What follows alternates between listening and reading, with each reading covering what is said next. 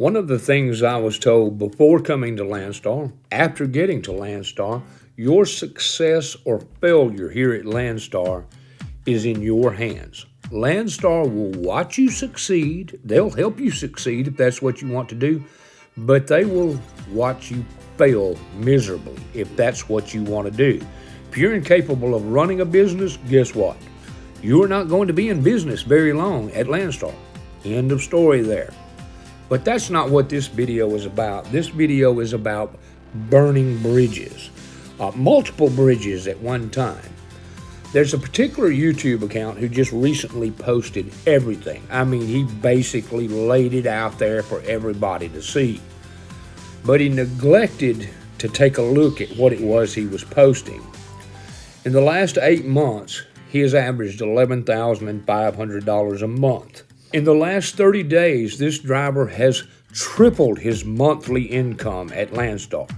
A lot of this is due to the fact that he was picking the proper loads with the proper broker, and 2 drivers put him onto this broker. And now he has basically burned the lane for everybody in that lane, running that particular load with that particular broker. Now, this driver blames the broker and the rate that the loads come out. They're being too slow for him. He can't do enough of them. But you got to keep in mind, he increased his monthly income 3-fold during this period of time. And like I say, he blames the broker. But what he does not tell you is that he burned the broker.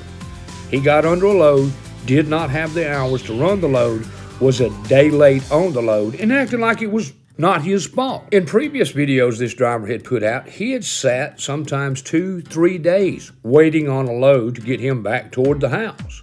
But with this particular broker, he was unwilling to wait an additional 24 hours to get his reset so that he could pick a proper load. There were multiple loads there. He could have picked one up a day later. But no, he went ahead and took one that he could not run and messed the broker up on the load. So the broker has cut off all contact with him, and now he's mad, and he put everybody's shit out on the internet. You don't do things like this because it gets seen.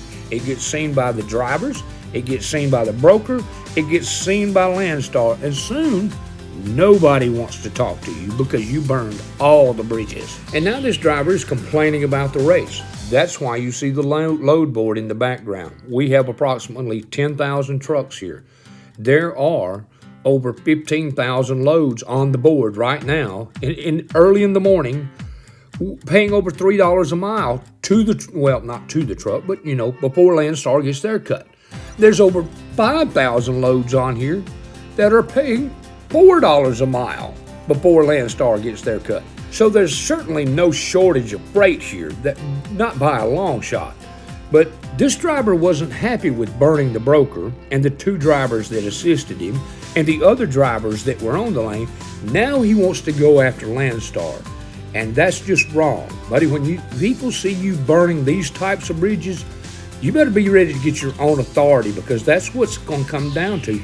No company wants to lease a driver on that sits around and bitches all day on YouTube about how bad things are when they are clearly not that bad. Now, if you really want something to complain about, you can complain about what happened to me this week. I got sick under a load and had to repower it. And I also had to give back the remaining loads that I had booked.